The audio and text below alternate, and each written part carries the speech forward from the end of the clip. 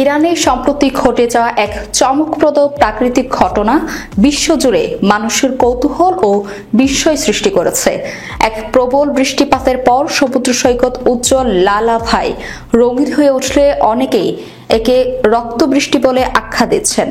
আবার কেউ কেউ এই বিরল দৃশ্যের মোহে মুগ্ধ হয়ে পড়েছেন।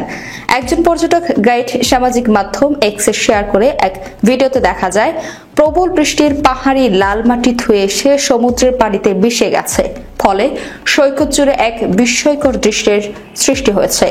ভূমির মাটি ও সমুদ্রের পানির সংমিশ্রণে পানির রং উজ্জ্বল টকটকে লাল হয়ে গেছে।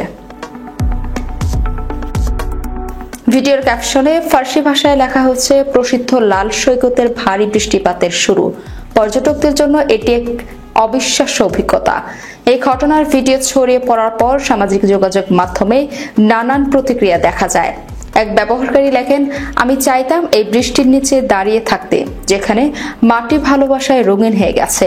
আরেকজন মন্তব্য করেন, এই দৃশ্য সত্যি অসাধারণ ও অনন্য। একজন আমার বিস্ময় প্রকাশ করে লেখেন, সুবহানাল্লাহ, কি অপূর্ব সৌন্দর্য। সত্যি সৃষ্টিকর্তা এই দুই জগতের সর্বশ্রেষ্ঠ চিত্রশিল্পী। উল্লেখ্য, ইরানের হরমুজ প্রণালীর রেইনবো আইল্যান্ডে অবস্থিত এই সৈকত তার প্রাকৃতিক লাল মাটির জন্য বিশ্বজুড়ে পরিচিত। মাটিতে উচ্চমাত্রার আয়রন ও খনিজ পদার্থ থাকার ফলে এটি বছরের বিভিন্ন সময়ে উজ্জ্বল লালচে রং ধারণ করে। প্রবল জোয়ারের সময় এই খনিজ উপাদান সমুদ্রের পানির সঙ্গে মিশে সৈকত জুড়ে এক অভূতপূর্ব লালাভ দৃশ্য তৈরি করে, যা অনেকের কাছে মনে হয় যেন কেউ লাল রঙের ঢেলে দিয়েছে সমুদ্রে।